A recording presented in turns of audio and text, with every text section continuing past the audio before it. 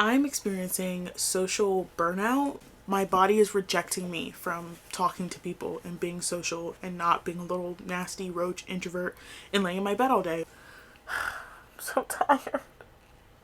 I'm so tired. I do have this lovely, beautiful, hold on, let me show you. This lovely, beautiful stack of books and like bag of books and just like all these books here that I got sent to me in the last like couple of weeks that I haven't opened. They've just been sitting here in a little shame pile. Here's another issue. This is my bookshelf situation. You see this stack of books over here in the corner over here? Yeah, these are books that I'm all like giving away. And then I have these books, okay, over here stacked everywhere. I don't have any more space for books in my room. I need to get a new bookshelf. The plan of attack is to get a new bookshelf, scoot this bookshelf here, scoot it over closer to the wall, and then we're gonna try to fit another bookshelf right here, and we're gonna move this rolling cart to my desk, which is over there. Okay. I'm not sure how that's gonna work out. I'm not sure if that's even gonna work at all. I don't have any money for a bookshelf right now. I'm tired of looking at these books, so I'm just gonna unpackage them and have them on the floor, and then I'll get tired of looking at them on the floor. But, you know, a girl's gotta do what a girl's gotta do. I don't, like, you know. So, all of these, come here. We should start with this package here. This one is from Penguin Random House. These, whatever's in here, comes out July 24th. So, no. July 23rd. Whatever's in here comes out July 23rd. I Will Never Leave You by Cara A. Kennedy. I actually have no idea what this is. I've never seen this book before in my entire life. But it's a really pretty cover. Rippling with atmosphere and edge of your seat thrills. Okay. I know better than anyone that death isn't the end. Not for Alana and me. Not even close. What does that mean? What does that mean? With achingly poignant With achingly poignant themes of possessive love and healing after trauma. Okay. I Will Never Leave You is a haunting, emotional debut thriller about the ghosts we carry with us and the ones that refuse to leave. Maya has always belonged to Alana. After 4 years of dating and on the precipice of graduating high school, Maya has always been too terrified to consider the idea of life out of their volatile relationship, until she finds the courage to break up with Alana while they're hiking in South California. Then Alana goes missing. As the police get involved and the media run wild with the story, everyone seems to think that Maya is lying about Alana's disappearance. Secretly, Maya knows they're right. If Alana's dead, she's the one to blame. But Alana isn't gone. Not really. And she won't let Maya go so easily. This is not as cutesy fun girl, fun cutesy as I thought the cover would say that it was. What? Okay. Please. This seems a little more stressful and stress-inducing than I assumed that it would be. I'm kind of excited for it. So, I think from my new job. I got a new job. Everyone, I got a new job. I am a social media marketing and digital, social media and digital marketing assistant for Page Street Publishing, which is like a publisher that does kids, YA, and nonfiction. The YA books that they do are more like thriller, mystery, horror, mostly horror books. And then the nonfiction that they do is like cookbooks and crafting books and cross-stitch and knitting and baking books and coloring books and stuff like that. That kind of nonfiction. My kind of nonfiction. So I've been getting a whole bunch of book mail from them because I need the books in order to create the content. So I get books from them literally like every single day. So this is one that I got that has just been sitting here, and I definitely should have opened it before now because it's quite literally my job. Oh my god, I definitely should have opened this before. I'm actually really, really excited about this one. The Cottagecore Baking Book. 60 sweet and savory bakes for a simple, cozy living. Stop! Wait, this is so cute. Look at this pie. What the heck? Oh my god. Please. Forest floor log cake. It's like little Swiss rolls that look like logs. Are you literally joking? Yeah, I definitely should have opened this before. This is actually everything I needed and more. Wow. And all of a sudden, burnout gone. This big boy of a package. These are the books that I got from Shelves in the City when we went into that room where we were allowed to just pick out as much as we could fit into this box. So that's what this box is. I am going to be completely honest with you. I have forgotten everything that I put in here. Like, I actually genuinely don't remember what I picked up. So this is as much a surprise for you as it is for me. Okay. Ow. Trying not to show you my address. Love you, but not that much. All right. Oh, ignore this sock. I didn't know that was there. My bad. Okay, here's what we got.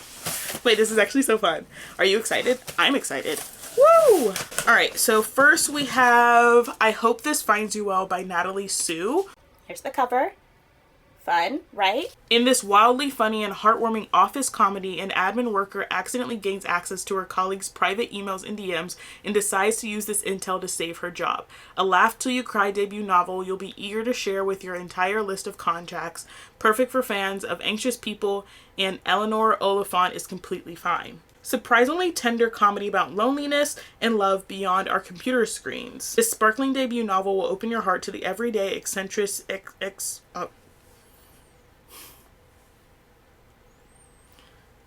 everyday eccentricities of work culture and the undeniable human connection that comes along with it. I'm gonna be completely honest with you. I picked this one up because of the cover. I thought it was cute and I thought it was fun and I thought it was quirky. And so I said, yeah, you belong on my bookshelf. Look how cute it is. Like, I thought it was so fun. Then I got this one. I've heard so many mixed reviews on this book, so I don't know if it's actually good or not.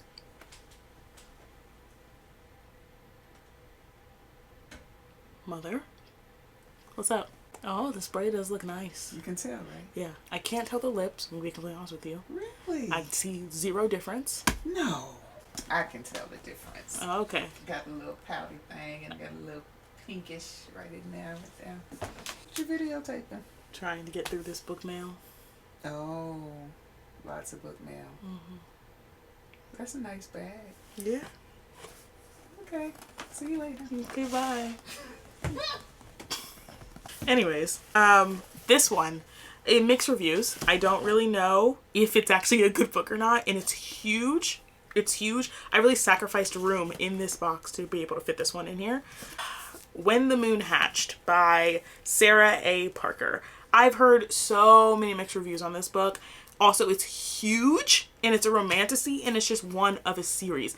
It's bigger than the Sword of Kaigen. Pretty sure it's bigger than A Day of Fallen Night. Please, it's huge for literally no reason. I don't know why this book is so big, and I don't even know if I want to find out. I don't know why I bought this book. Not bought it, but I don't know why I picked it up in that room. The best-selling sensation When the Moon Hatched is a fast-paced fantasy romance featuring an immersive, vibrant world with mysterious creatures, a unique magic system, and a love that blazes through the ages. I mean, okay. It could be good. It's a big book, bro. It's a big book. I'll just put it over there for now. Then that bag that my mom was like, that's a cute bag. Okay, this is the bag. I don't know what it says. Stories are universal. Epic Reads, as you can see here from Epic Reads. It's a little tote bag. I don't necessarily need any more tote bags. I really don't need any more tote bags, but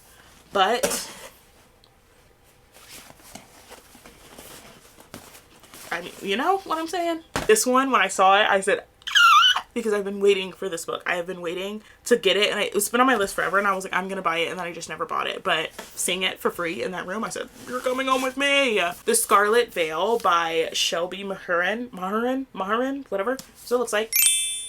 This is the author who did Gods and Monsters. This one, the Serpent and Dove series. I'm obsessed with that series. It was one of the series that like first got me back into reading, and I just really love the diversity in it. I love the storyline. I love the characters. I love the love story. Like, I just love so much about that book. So I've been wanting to read more by her, and The Scarlet Veil is about one of the like side characters from that story. And so, I mean, yeah.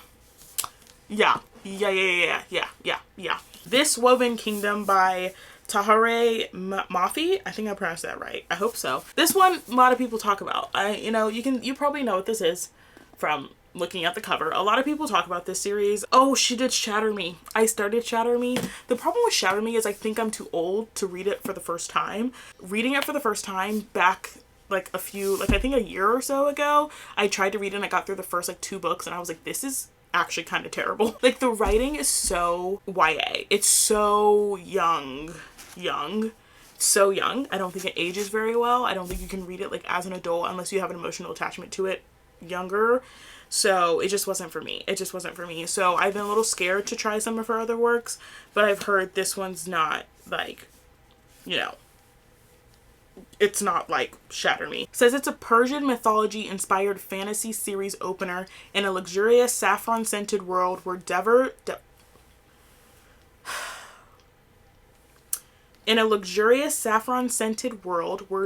whisper unwelcome prophecies and princes fall in love with ice-eyed jinn. Hopeless romantics will relish the euphoric agony of anticipation as they watch these fated lovers sort through their feelings. But while Alize and Cameron's relationship develops, Mafi treats readers to scrumptious world building. Mafi's story expands deliberately, each small revelation rising from the one before. Deliberately, deeply satisfying epiphanies at the end of each chapter. The wait for a return ticket to this exquisite kingdom is made bearable only by flipping to the front and repeating your first visit. I feel like this is from New York Times. That was a New York Times book review that I just stuttered my way through. I feel very strongly that they simply typed it up, then just went to the thesaurus and clicked like choose a different word, choose a different word, choose a different word. They just like put a bunch of really big words into that review to trip me up on purpose. It's a conspiracy and they're out to get me. Because that was so hard. It does make me intrigued to read the book. It was a good review, I will say. It did its job. Okay, this one I've been wanting only because I've been seeing the marketing for it. I'm a big marketing girl. You know, I studied marketing. I'm big into marketing. But I've been seeing the marketing for it and like her marketing is so unique. It's the one where she's like putting the books in the blender and then she like takes it out and it's like her book, or she's been like, you know, sticking her hand in and pulling things out. It's just like really cool marketing. But this one's The Darkening by Sunya Mara. Pretty cover. Love the cover. Here for the cover. Vesper Vale is the daughter of revolutionaries, failed revolutionaries. When her mother was caught by the Regia soldiers, they gave her a choice: death by the hangman's axe or death by the storm that surrounds the city and curses anyone it touches. She chose the storm. Quite ominous. Quite ominous. It's not too long, not too short. The words seem good size. You know, this could be a good one. I did fold the pages a bit. I'm sorry. I apologize for being a dog ear baddie. I apologize. I'm sorry. This one I'm very excited about. Sunbringer by Hannah Kaner. This is the book that got me into listening to epic fantasies on audio. I was on a road trip and I was like, let me try an audiobook. Let me just try it. And I listened to God Killer, which is the first book in this series, and I loved the audio experience. I really, really liked it. So it was like my gateway drug into epic fantasy audios. So I have a lot to give this book. I owe this book a lot of my life. Yeah, this is the second book of the Fallen Gods series, and it's about this girl who like hunts gods essentially, and she like steals treasure, I think, from them, because the gods, or there's like little gods and big gods and all that stuff. So she hunts from like little gods. She's a god killer, and I think she has to work with this girl and this little god to like stop this other god from like doing bad things or something like that. It's been a while since I've listened to it. Give me a break. But this is the second book and I highly recommend it because I really loved the first one, so I'm excited to read this one. I just got the physical because it was free, but I will probably be reading it with my ears when the audio does come out. We still have one more box after this.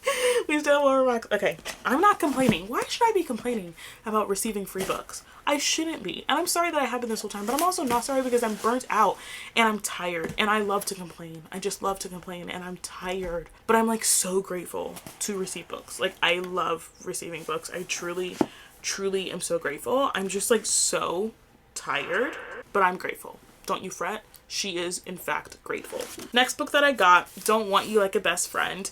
I know the next book is like a Taylor Swift quote, the title, so I won't be getting that. I'll try this one out.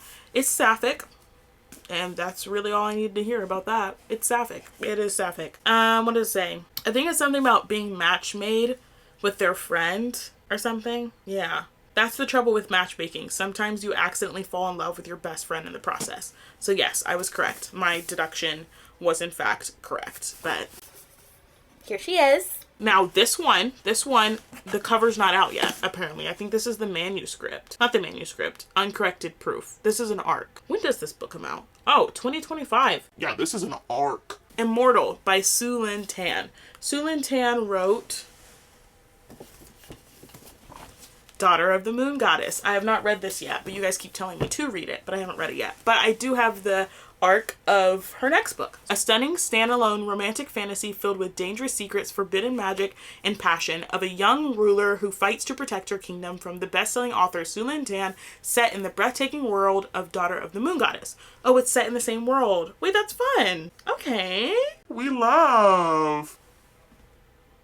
Last book that I got from the Shelves in the City HarperCollins event was The Hurricane Wars. I've also heard mixed reviews about this one. I've heard that it's pretty slow, so it takes a little bit to like get into it. This was one that I kind of wanted to listen to and not have the physical of, but because it was free, who am I to say no to free books? Yeah, that's what I thought. I would never do that. So I did get this one, and I think that the cover is like really, really, really, really gorgeous and beautiful. So might as well grab it. I mean, why not? Why not? The fates of two bitter enemies with opposing magical abilities are swept together in the Hurricane Wars, the spellbinding debut in a fantasy romance trilogy set in a South Asia-inspired world ravaged by storms, perfect for fans of SJM and R.F. Kuang. I don't like when people compare their books to SJM. Authors, please stop doing that. It makes me not want to read your book. I'm going to be completely honest with you. It makes me not want to read your book. So I'm still going to read this one because my mutuals have talked about it. And I know that this author isn't a terrible person, but you know, the SJM threw me off. I don't want to, like, now I'm in a bad mood. So that's the end of this box. There was also this little bagoo. They also gave us this little William Morrow bagoo, which is like a little shopping bag that you fold back. I'm not going to unfold it because I don't know yet how to refold it, and I don't think now is a good time for me to be figuring that out. Moving on. Last box. We are on the last box, and I think this is just a PR box, so there should only be one book in here. Oh, a box inside of a box. Boxception. Guys, super exciting. This is the first bindery book that I've ever got to touch from like actually seeing bindery production in process, like in the moment happening. Okay, so this is the first one. It's from Jason, Easy Cat. You guys probably know Jason. I expect nothing less from Jason than for this to be absolutely stellarly amazing. Look how pretty. Look how pretty. Okay, coming October 2024, I step into the world where you once existed with an assurance that yes, you are gone. You are no longer here, but oh, how good life felt when you exist. Sorry, give me. Why was that so cute? Why do I feel like I'm scrolling through pictures right now? Please! Easy Cat Press is an imprint of bindery books led by Jason Headley. He acquired House of Frank because he knew this story needed to be in the world. Camera overheated, so it did in fact turn off. I didn't realize it turned off, and I did film that unboxing, but I'll tell you what was in it. Pull my leg, why don't you? So it was the House of Frank book. Look how cute and fun. Yeah, no, so exciting. It's like a cozy fantasy. It says a warm and hopeful story of a lonely witch consumed by grief who discovers a whimsical cast of characters in a magical arboretum. I don't know what that says, but I'm loving every second of it. So if you guys want to see bindery like in action, this is the first ever bindery arc that I'm holding from like a content creator imprint. Like that is literally so cool. And him and his whole group of like followers basically built this book together. Like that is literally so cool. That's so freaking cool. Also got some tea and this little star tea strainer, which I think is so fun. Like that's just so whimsical and like magical. That was in that box, which was our last box of book mail. I'm so happy to be done, actually, not gonna lie. I now am a little stressed out because I have all these open boxes on my floor and I don't know what to do. And I still don't have a bookshelf, so I still have nowhere to put these books. So I just have another pile of books in my room, like just another pile of books in my room sitting on the floor, as well as this pile of books in the corner. So did that really help anything? I feel as if it made it worse, but at least I got to sit and chat with you guys. So my mom wants to go to the store, to Sephora, so I hope she didn't leave me already. I would like to go. Live, laugh, love you guys so much. I'll talk to you later.